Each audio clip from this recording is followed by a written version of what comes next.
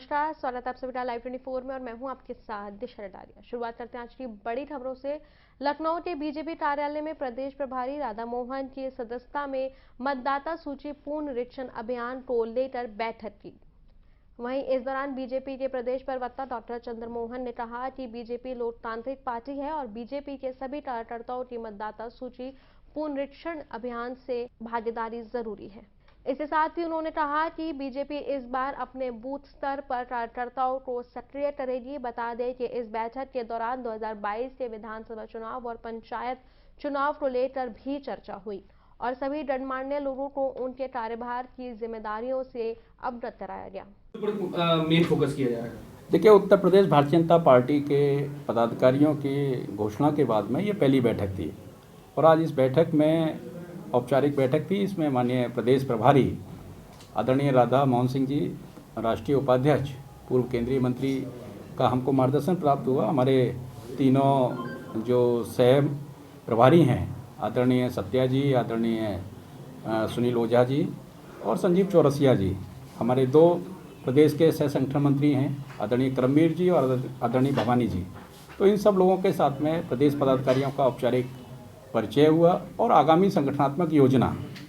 अभी हम लोग क्योंकि लोकतंत्र को मजबूत करने का काम भारतीय जनता पार्टी लगातार करती है, अभी सभी कार्यकर्ता, सभी पदाधिकारी, सभी बूथों पर नए मतदाताओं के पंजीकरण में भागीदारी करेंगे और नए मतदाता पंजीकरण का अभियान चल रहा है इस समय, उसमें भागीदारी करेंगे और आगामी जो गतिविधियां हैं, पंचायत चुनाव है, बाकी सारे विषयों पर विस्तार पूर्वक चर्चा हुई है और उसकी डिटेल्स हम मीडिया को शीघ्रता से उपलब्ध कराएंगे। पंचायत माना जाए कि जो आगामी चुनाव से विधानसभा चुनाव की बात करें, पंचायत चुनाव की बात करें, तो उसको लेकर एक एक्सरसाइज आप लोगों ने शुरू की है। हमने जो अभी तक की हमारी चीज़ें, उपचुनाव को लेकर भी चर्चा की और हमने जो अभी विधान परिषद के चुनाव थे 11 स्थानों पर, उसकी भी चर्चा की और पंचायत चुनाव पर, आगामी पंचायत चुनाव पर विस्तृत चर्चा की।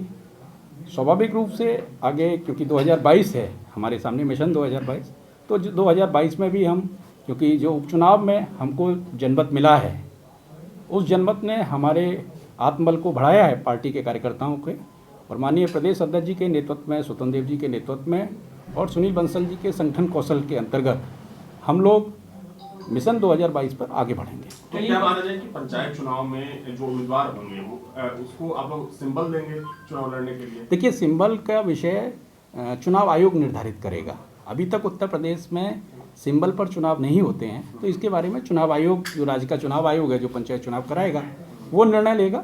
पार्टी ने अपनी संगठनात्मक जो तैयारी हैं पंचायत चुनाव को लेकर, पार्टी के वरिष्ठ जो पदाधिकारी हैं प्रदेश स्तर पर, क्षेत्र स्तर पर, जिला स्तर पर और मंडल स्तर पर, ब्लॉक स्तर पर, हमने उसकी रचना को पूरा किया है। पूरी तरीके से